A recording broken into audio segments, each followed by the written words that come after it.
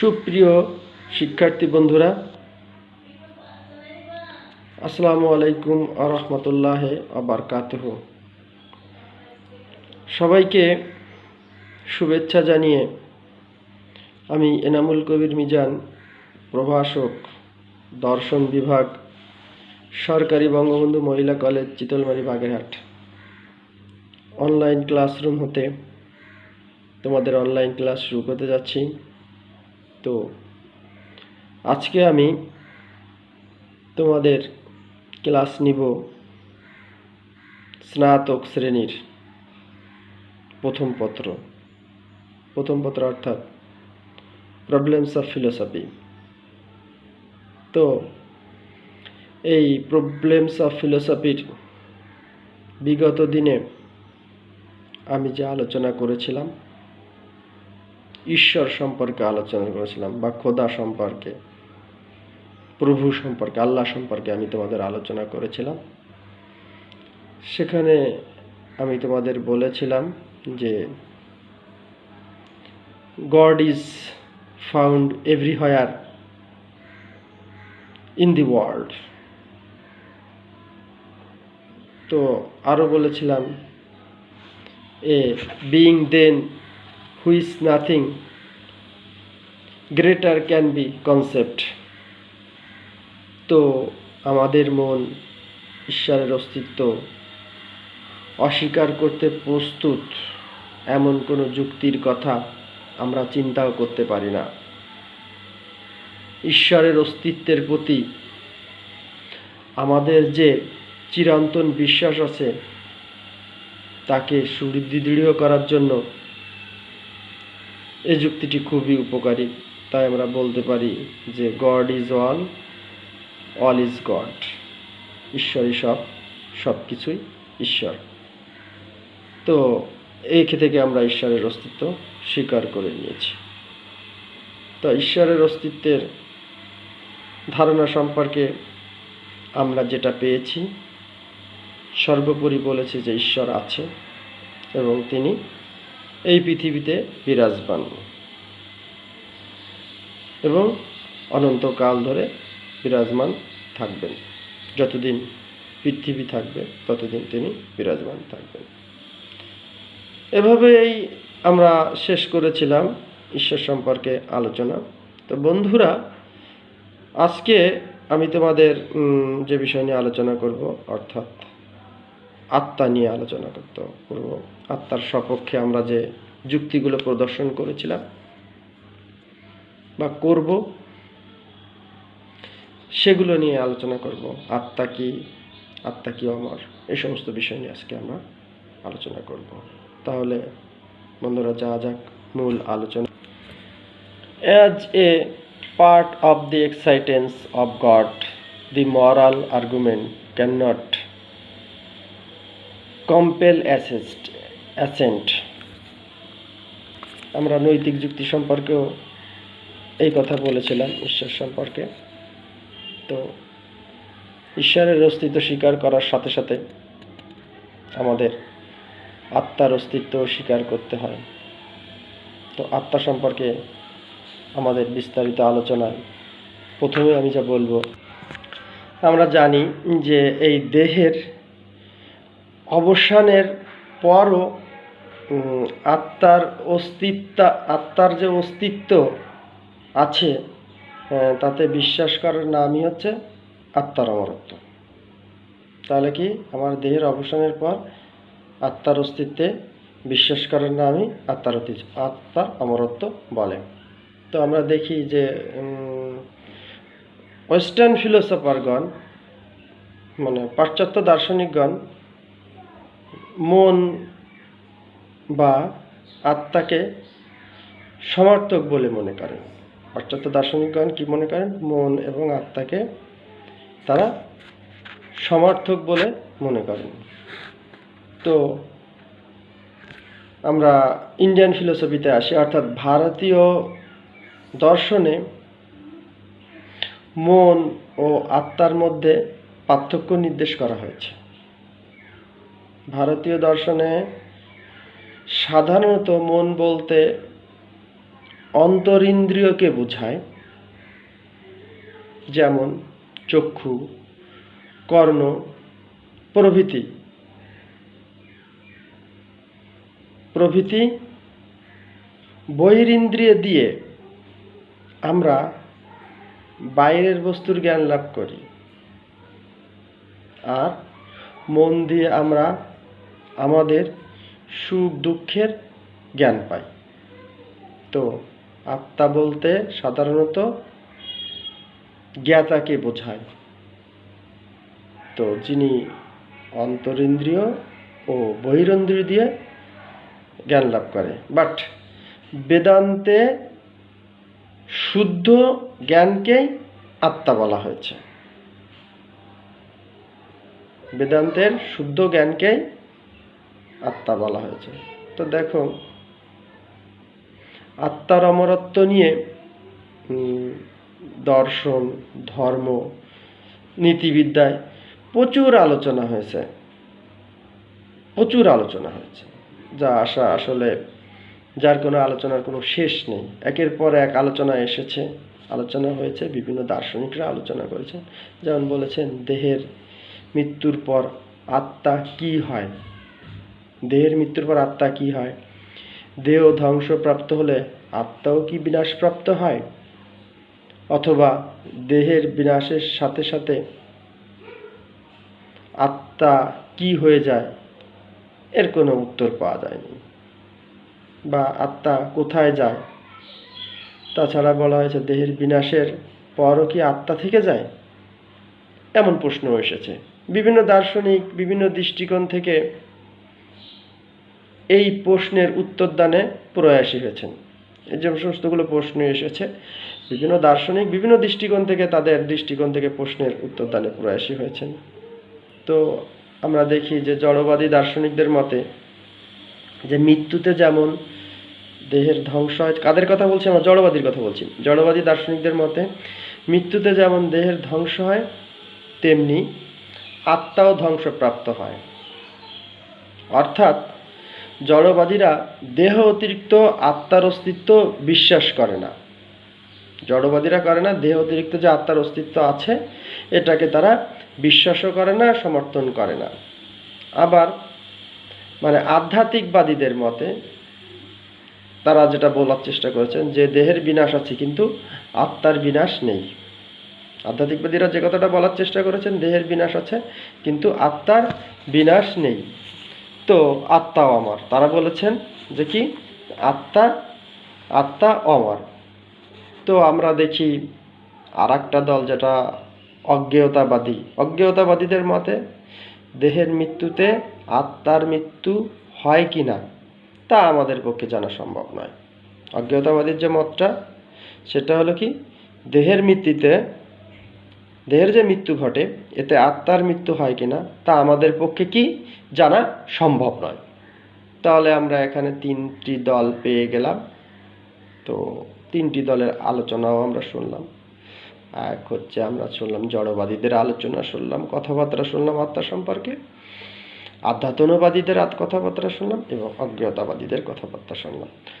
তো বস্তুতান্ত্রিক দর্শন ও বিজ্ঞানের দ্রুত উন্নতি ও সাফল্য লাভের ফলে অনেকেই আত্মার অমরত্ব, পরম সত্তার অস্তিত্ব পরকালে বিশ্বাস করতে চায় না।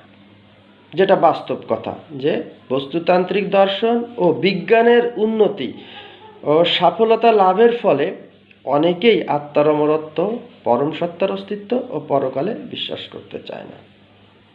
তো আবার অনেকে মনে করেন যে মৃত্যুর পর পরকাল বলে একটা স্থান আছে, মৃত্যুর পর পরকাল বলে একটা স্থান আছে। তো সেখানে ইহকালের অন্যায়, অত্যাচার, বৈষম্য, দুঃখ, দুর্দশা ইত্যাদির অবসান ঘটবে এবং যে কথাটা বলা হয়েছে যে ন্যায়ের পুরস্কার ও অন্যায়ের শাস্তি হবে। ন্যায় যে করবে তাকে পুরস্কৃত করা হবে, অন্যায় যে করবে অন্যায়ের শাস্তি হবে। তো এই ধারণাটি আত্মার অমরত্বের পরিপূরক। এই যে কথাটি, এটা হলো আত্মার অমরত্বের, এই কথাটি হলো আত্মার অমরত্বের পরিপূরক আমরা বলতে পারি। তো দেখো, আমরা এ পর্যন্ত যতটুকু আলোচনা করলাম, এর ভিতরে যেটা আমরা বুঝতে পারলাম, যে তার ভেতর থেকে আমি যে কথাটা বলবো, যে বিপক্ষে নয়, আমি সপক্ষে নিয়ে আলোচনা করছি, যে আত্মার অমরত্বের সপক্ষে বিভিন্ন দার্শনিকগণ যেসব যুক্তি দিয়েছেন বা উপস্থাপন করছেন এবং আত্মাকে অমরত্ব বলে প্রতিষ্ঠা করার চেষ্টা করেছেন, সেগুলো নিয়ে আমরা এখন বিস্তারিত আলোচনা করব। তো বন্ধুরা দেখো, প্রথম যে যুক্তির কথা বলেছে আত্মার অমরত্বের সপক্ষে, যে যুক্তিটার কথা আমি বলবো সেটা হলো তত্ত্ব বিষয়ক যুক্তি, তত্ত্ব বিষয়ক যুক্তি বা তাত্ত্বিক যুক্তি। তো আমরা দেখি যে প্রাচীনকালের যে দার্শনিক প্লেটো তার অ্যাপোলজি নামক গ্রন্থে, আমরা জানি, আমরা প্লেটোর আমরা যেটা গ্রন্থটা, তার অ্যাপোলজিক নামের গ্রন্থে তার যে গুরু সক্রেটিসের পরকালের ধারণা ও আত্মার অমরত্বের সম্পর্কে যে বর্ণনা দিয়েছেন, তাতে যেটা বোঝা যায়, অর্থাৎ প্লেটো তার অ্যাপোলজি নামক গ্রন্থ, তার যে গুরু সক্রেটিস তো কোনো গ্রন্থ রচনা করে যাননি, তো সেই সক্রেটিসের পরকালের ধারণা, মানে এটা সক্রেটিসের কথাই বলা চলে, পরকালের ধারণা ও আত্মার অমরত্বের সম্পর্কে। এবং তিনি কলম একটা কথা বলেছেন, আমার জ্ঞান সক্রেটিসের জ্ঞান, আমার কাজ সক্রেটিসের কাজ। এটা হচ্ছে প্লেটোর কথা। মানে তার যে সমস্ত যে উত্থান, তা উত্থানের পিছনে তিনি তার গুরু সক্রেটিসের কাছে ঋণী। যাক, একথা তিনি বারবারই বলার চেষ্টা করেছেন তার গ্রন্থগুলিতে। তা এখানে যেটা বলছেন যে সক্রেটিস মানে দার্শনিক প্লেটো তার অ্যাপোলজি নামক গ্রন্থে সক্রেটিসের পরকালের ধারণা ও আত্মার অমরত্বের সম্পর্কে যে বর্ণনা দিয়েছেন, তা থেকে বোঝা যায় যে সক্রেটিস এগুলো সম্পর্কে কোনো স্পষ্ট ধারণা দিতে পারেননি। তিনি বুঝেছেন এবং তিনি বলছেন যে সক্রেটিস এগুলো সম্পর্কে কোনো স্পষ্ট ধারণা দিতে পারেনি। তো তবুও আত্মার অমরত্ব সম্পর্কে সক্রেটিসের দৃষ্টিভঙ্গি ছিল অজ্ঞেয়তাবাদী। আমরা তিনটা বাদীর যেটা বলছি, একটা ছিল অজ্ঞেয়তাবাদী ছিল। আত্মার অমরত্ব সম্পর্কে সক্রেটিস যে ধারণা দিয়েছে সেটা হচ্ছে অজ্ঞেয়তাবাদী। তো প্লেটো তার গুরুর অজ্ঞেয়তাবাদকে পুরোপুরিভাবে গ্রহণ করেননি। সত্ত্বেও তার জ্ঞান, সক্রেটিসের জ্ঞান বলার সত্ত্বেও তিনি তার যে অজ্ঞেয়তাবাদকে পুরোপুরিভাবে তিনি গ্রহণ করেননি। তিনি গ্রহণ না করে যে কথা বলেছেন যে আত্মার প্রকৃতি সম্পর্কে অনুসন্ধান কাজ চালানোর পর, প্লেটো কি করলেন, আত্মার অমরত্ব সম্পর্কে অনুসন্ধান কাজ চালানোর পর তিনি দৃঢ় প্রত্যয়ের সাথে ঘোষণা করলেন, অনুসন্ধান কাজ চালিয়ে তিনি দৃঢ় প্রত্যয়ের সাথে ঘোষণা করলেন যে কি আত্মা অমর। তো আত্মা অমর যে কথাটা, সেটা প্লেটো স্বীকার করে নিয়েছেন, কিন্তু তার তত্ত্বসূত্র যত কিছু যা আছে তা সক্রেটিসের সূত্র থেকে নেওয়া। যাই হোক, তো আত্মার প্রকৃতি হলো আত্মা একটি সরল, অবিচ্ছেদ্য, অযৌগিক, মৌলিক সত্তা। তো তার বিচ্ছেদ বা ধ্বংস নেই, সেজন্য আত্মা অমর। তাহলে বিচ্ছেদ নেই, ধ্বংসও নেই, যার কারণে তিনি এক বাক্যে বললেন যে আত্মা অমর। তার গুরু সক্রেটিস অজ্ঞেয়তাবাদের পরিচয় দিলেও তিনি এখানে অজ্ঞেয়তাবাদের পরিচয় দেননি, তিনি এখানে আধ্যাত্মবাদের পরিচয় দিয়েছেন। অর্থাৎ তিনি আত্মা অমর এ কথাটা তিনি অকপটে স্বীকার করে নিয়েছেন। তো আমরা এই যে আলোচনা করলাম আত্মার মতো সপক্ষে তত্ত্ব বিষয়ক যুক্তি যে আলোচনা করলাম, এবার আমরা আসি দার্শনিক প্রমাণ, অর্থাৎ দার্শনিকরা আত্মার অর্থের সমক্ষে কিভাবে প্রমাণগুলো উপস্থাপন করেছে সেগুলো নিয়ে আমরা এখন আলোচনা করব। দার্শনিকরা বিভিন্নভাবে সংজ্ঞায়িত করেছেন, বিভিন্নভাবে বলেছেন যে আত্মা অমর। তা আমরা দেখো যে প্রাচীনকালের প্রখ্যাত দার্শনিক, মানে প্লেটো থেকে শুরু করে তো বর্তমানকাল পর্যন্ত অনেক দার্শনিকই ব্যাখ্যাতে আত্মার অমরত্ব প্রতিষ্ঠা করতে চেয়েছেন। মানে প্লেটো থেকে শুরু করে আজ পর্যন্ত অনেক দার্শনিকই আত্মার অমরত্ব কে প্রতিষ্ঠা করতে চেয়েছেন, আত্মা যে অমর একথা বলতে চেয়েছেন এবং বলেছেন। তো আমরা সেই আলোকে একটু আলোচনা করি। তো দেখো, প্লেটোর মতে যেটা বলা হলো যে বুদ্ধি বা প্রজ্ঞাই আত্মার সারসত্তা, যা দৈব প্রদত্ত গুণ, আর এ হিসেবে এর কোনো ধ্বংস নেই। সুতরাং আত্মা অবিনশ্বর, শাশ্বত ও অমর। তাহলে আমরা এটা আগেও বলেছি, প্লেটোর কথা আবার বারবার আমরা রিপিট করলাম, 2বার রিপিট করলাম। এবার দেখি যে এরিস্টটল কি বলেছেন। তো তারই শিষ্য, প্লেটোর শিষ্য এরিস্টটল, তিনি কি বলেছেন আমরা সেটা দেখি আত্মার মত সম্পর্কে। তো এরিস্টটলের মতে মানে আত্মা হলো দেহের মানে সাংগঠনিক শক্তি। দেহের কি সাংগঠনিক শক্তি। তা তিনি এখানে বলার চেষ্টা করেছেন অরিজিনিং প্রিন্সিপাল অফ দি বডি। তো এর যে কথাটা আছে, সার কথা মর্মটা আসছে, মৃত্যুর পর আত্মা দেহের খাঁচা থেকে মুক্ত হয়ে ঐশ্বরিক জগতে ফিরে যায়। অতএব আত্মা আমার। তা আমরা যে কথাটা পেলাম যে organising principle of the body, এটা কার কথা? এরিস্টটলের কথা। Organising principle of the body, মৃত্যুর পর আত্মা দেহের খাঁচা থেকে মৃত্যু হয়ে ঐশ্বরিক জগতে ফিরে যায়। অতএব আত্মা অমর। আত্মার অমরত্ব সম্পর্কে তিনি সুন্দর একটা কথা এখানে তিনি ব্যক্ত করেছেন এবং প্রমাণ সহ দেখানোর জন্য চেষ্টা করেছেন। তো আমরা এবার আধুনিক দর্শনে চলে যাই। এতক্ষণ প্রাচীন কালের দার্শনিকদের কথাবার্তাগুলো শুনলাম আত্মার মতে। আধুনিক অর্থাৎ মডার্ন ফিলোসফিতে আমরা কি পাই? তা আধুনিক দর্শনের জনক মানে রেনে ডেকার্ডও প্লেটোর প্রবর্তিত মতবাদকে স্বীকার করেছেন। আধুনিক দর্শনে রেনে ডেকার্ড এই প্লেটোর প্রবর্তিত মতবাদকে তিনি স্বীকার করেছেন। তার মতে আত্মা একটি আধ্যাত্মিক সত্তা। তো আত্মা হচ্ছে কি? একটা আধ্যাত্মিক সত্তা। চেতনা হচ্ছে তার সার ধর্ম। আত্মা একটা আধ্যাত্মিক সত্তা এবং চেতনা হচ্ছে তার সারধর্ম। তো আত্মা যেহেতু আধ্যাত্মিক দ্রব্য সেহেতু তা অমর, এবং তিনি তা বলার জন্য চেষ্টা করেছেন আত্মা যেহেতু আধ্যাত্মিক দ্রব্য সেহেতু তা অমর। তো অমর, তো সেহেতু তো আমার এটা স্পষ্টভাবে স্বীকার করেছেন। আমরা লাইবনিজের মতে আমরা কিভাবে দেখি আত্মা, তো লাইবনিজ বলার জন্য চেষ্টা করেছেন আধুনিক দর্শনের প্রখ্যাত দার্শনিক যে আত্মা স্বাভাবিক প্রকৃতিতেই অমর। আত্মা স্বাভাবিক প্রকৃতিতেই অমর। তিনি যেটা বলার জন্য চেষ্টা করেছেন সেটা হলো তত্ত্ববিদ্যক আবশ্যিকতা থেকে আত্মার অমরত্বের কথা বলেছেন। তিনি যে কথাটা বলেছেন সেটা কি? তত্ত্ববিদ্যক আবশ্যিকতা থেকে আত্মার অমরত্বের কথা তিনি বলেছেন।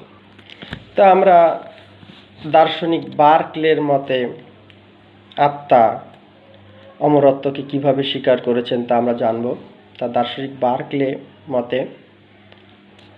মতে আত্মা অবিভাজ্য, অবিমিশ্রিত ও অবিদ্বেষিতার বিস্তৃতি নেই। আত্মা যেহেতু আধ্যাত্মিক দ্রব্য সেহেতু তা অমর। এই কথা তিনি আবার বলে ফেলেছেন যে আত্মা যেহেতু আধ্যাত্মিক দ্রব্য সেহেতু তা অমর, এবং কারণ এটা অবিভাজ্য, অবিমিশ্রিত, অবিদ্বেষিতা, অবিস্তৃত নেই বা বিস্তৃত নেই। তো আত্মার এতগুলো যে তিনি কথাগুলো বলেছেন, যে কথাগুলো তিনি বোঝানোর সাহায্যে আত্মাকে অমর বলার চেষ্টা করছেন। তা আত্মা আধ্যাত্মিক দ্রব্য সেহেতু তা অমর। তো আমরা এত বার্কলের কথা শুনলাম। এবার আমরা হেগেল ও নব্য হেগেলিয়ান দার্শনিকরা কি মনে করেন আত্মা সম্পর্কে।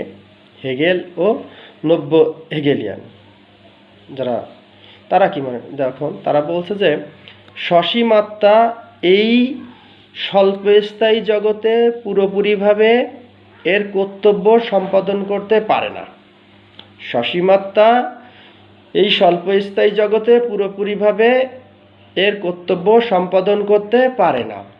মৃত্যুর পরও নিজের অস্তিত্বকে বজায় রেখে পরিপূর্ণতা লাভ করতে পারে। সুতরাং আত্মা অমর, হেগেল এবং নব্য হেগেলিয়ানদের মতবাদ।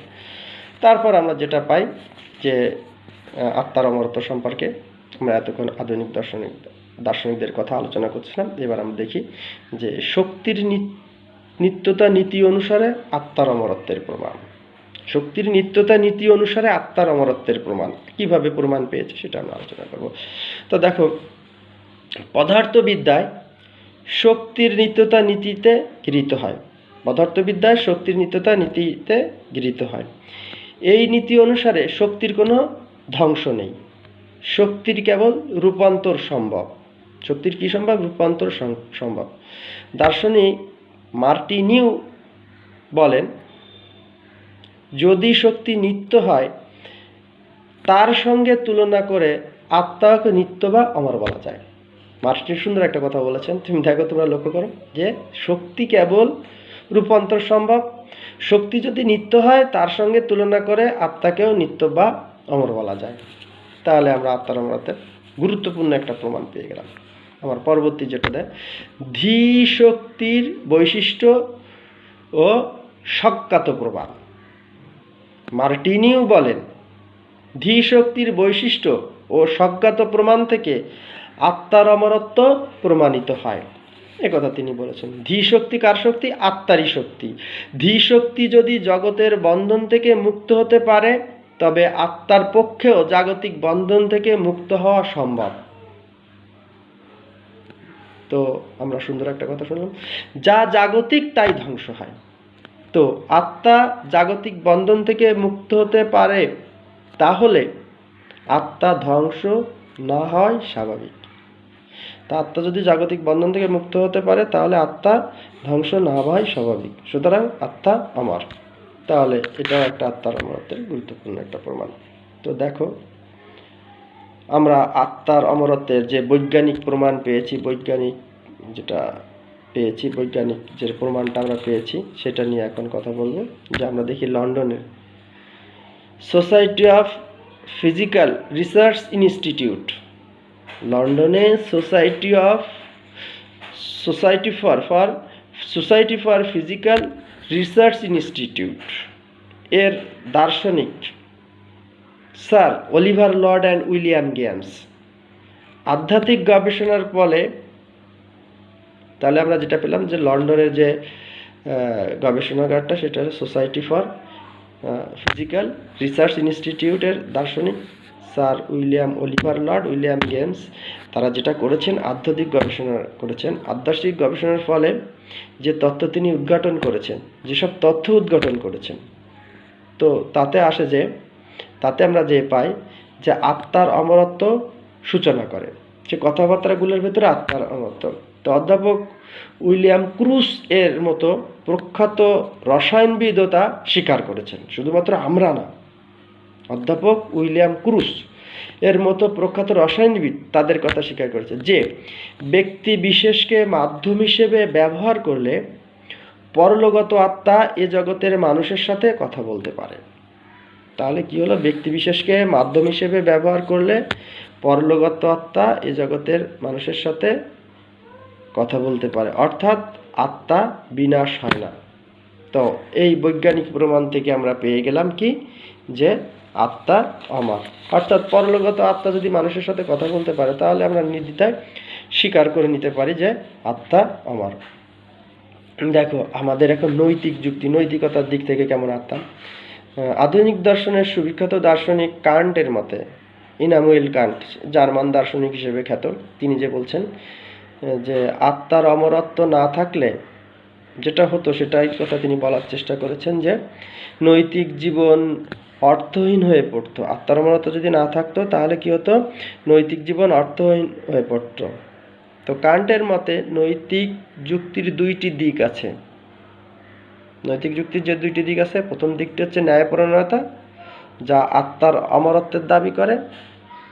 নৈতিকতার স্বীকার্য সত্যকে উপেক্ষা না করার জন্যই আত্মার অমরত্ব বিশ্বাস করা প্রয়োজন। তিনি যে কথাটা বলেছেন, যা আত্মার অমরত্বের দাবি করে, এবং নৈতিকতার স্বীকার্য সত্যকে উপেক্ষা না করার জন্য আত্মার অমরত্ব স্বীকার করা প্রয়োজন। কান্ট দ্বিতীয় অপর যে কথাটি বলেছেন, যে যুক্তিটি দিয়েছেন, সেটা হলো আমাদের নৈতিক আদর্শ পাওয়ার জন্য একটি দ্বন্দ্ব বা সংগ্রাম স্বরূপ পূর্ণ ও নিখুঁত সততাই নৈতিক জীবনের আদর্শ। তো এই আদর্শ লাভের জন্য আত্মার অমরত্বে বিশ্বাস করা অপরিহার্য। তো এতক্ষণ আমরা বিভিন্ন দার্শনিকদের মতবাদ আলোচনা করলাম, নৈতিক দিয়ে আলোচনা করলাম। এবার আমরা ধর্মীয় দিক নিয়ে আলোচনা করবো। অর্থাৎ ধর্মীয় যুক্তিতে কি বলে আত্মার অমরত্ব সম্পর্কে, সে বিষয় নিয়ে আমরা আলোচনা করব। ধর্মীয় যুক্তি, ধর্মীয় দৃষ্টিকোণ থেকে আত্মা কি, সে বিষয় নিয়ে আমরা আলোচনা করব। তো বন্ধুরা দেখো, যে কথাটা বলা হয়েছে যে ধর্মীয় দৃষ্টিকোণ থেকেও আত্মাকে অমর বলা হয়েছে, এবং প্রত্যেকটা ধর্মের পবিত্র আল কোরআন, তো গীতা, তারপর ত্রিপিটক, বাইবেল প্রভৃতি ধর্মগ্রন্থে খুব দৃঢ়তার সাথে আত্মার অমরত্বের কথা ঘোষণা করেছেন। এবং দেখো যে ধর্মীয় সমস্ত গ্রন্থগুলোতে আত্মার অমরত্বের কথা আছে, এবং তারা বলেছে যে আত্মা অমর। বিভিন্নভাবে বিভিন্ন দৃষ্টিকোণ থেকে ধর্মীয় যারা মনীষী আছে তারা এ বিষয় নিয়ে আলোচনা করেছেন, এবং সর্বোপরি বলেছেন যে আত্মাকে অমর, আত্মা অমর। তো বন্ধুরা, এতক্ষণ আমরা আত্মার অমরত্ব নিয়ে আলোচনা করলাম। তো আত্মার অমরত্ব নিয়ে যতই আলোচনা করি না কেন, আত্মার অমরত্বের অসঙ্গতি কিছু দিক আছে, এবং যে সমালোচকের দৃষ্টিগুলো, এগুলো এড়ানো সম্ভব হয়নি। সমালোচকের দৃষ্টি এড়ানো সম্ভব হয়নি।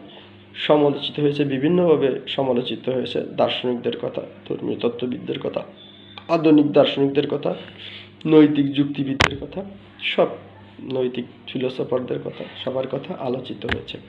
তো আমরা এখন যে অসঙ্গতিগুলো আছে সেগুলো একটু আলোচনা করব। তো বন্ধুরা দেখো, আত্মার অমরত্ব সম্পর্কে প্রথম যে অসঙ্গতি আমরা খুঁজে পাই, সেটা হচ্ছে যে প্লেটো যে কথাটা বলার জন্য চেষ্টা করেছেন। তো প্লেটের আত্মার অমরত্বের সপক্ষে যে তাত্ত্বিক যুক্তিটি দিয়েছেন, সেটি বিশ্লেষণ করলে দেখা যাবে যে তার যুক্তি অনেকটা বিশ্বাস নির্ভর। তিনি যে কথা বলেছেন এবং তাত্ত্বিক যুক্তি দেওয়ার চেষ্টা করেছেন, তা অনেকটা কি নির্ভর? বিশ্বাস নির্ভর। তিনি আত্মাকে মৌলিক পদার্থ বলে মনে করেন। প্লেটো যেটা মৌলিক পদার্থ কিন্তু মনে করেছেন মৌলিক পদার্থ, কিন্তু আত্মা কিভাবে মৌলিক পদার্থ, তার গ্রহণযোগ্য কোনো ব্যাখ্যা আসলে প্লেটো দেননি।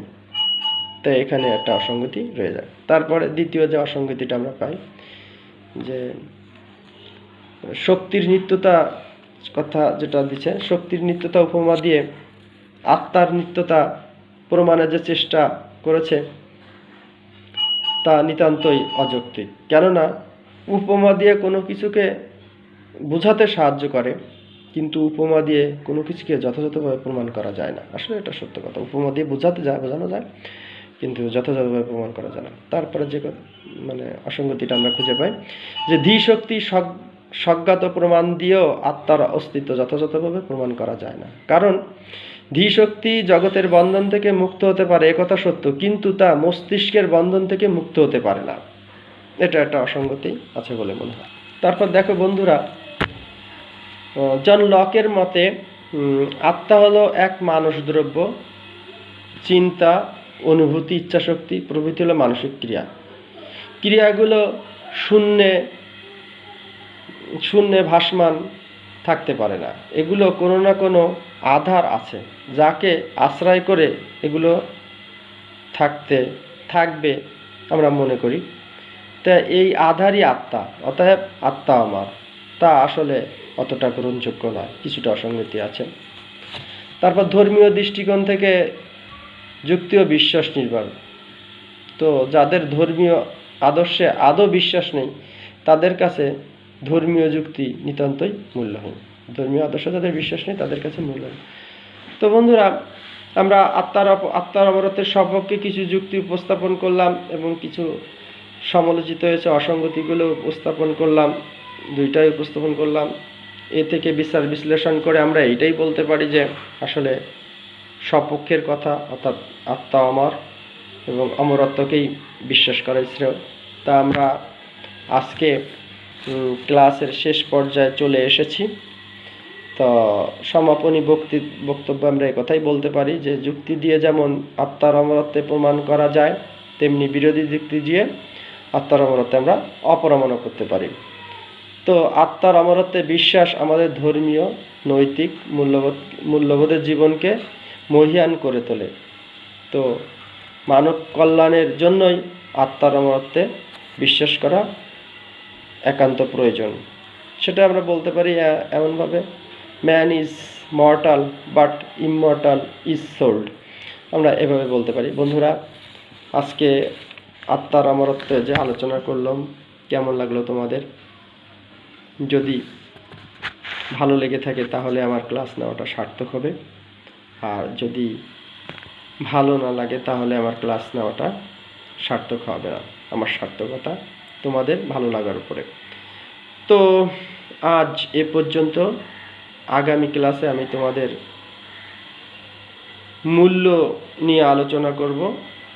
তো সে পর্যন্ত তোমরা ভালো থাকো, সুস্থ থাকো, সুন্দর থাকো, এই আশা রেখে আমি আমার অনলাইন ক্লাস রুম থেকে এখনই বিদায় নিচ্ছি।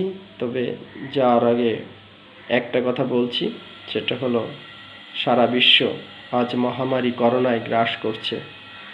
তো যারা অসুস্থ আছেন তারা যেন সুস্থতা লাভ করে, আর আমরা যারা সুস্থ আছি তারা সরকারি বিধিবিধান মেনে চলি, ঘরে থাকার চেষ্টা করি, বাইরে গেলে অবশ্যই মাস্ক ব্যবহার করি এবং সামাজিক দূরত্ব বজায় রাখি। সবাইকে আবারও শুভেচ্ছা জানিয়ে আমি আমার অনলাইন ক্লাসরুম থেকে বিদায় নিচ্ছি। আল্লাহ হাফেজ। আসসালামু আলাইকুম ওয়া রাহমাতুল্লাহি ওয়া বারাকাতুহু।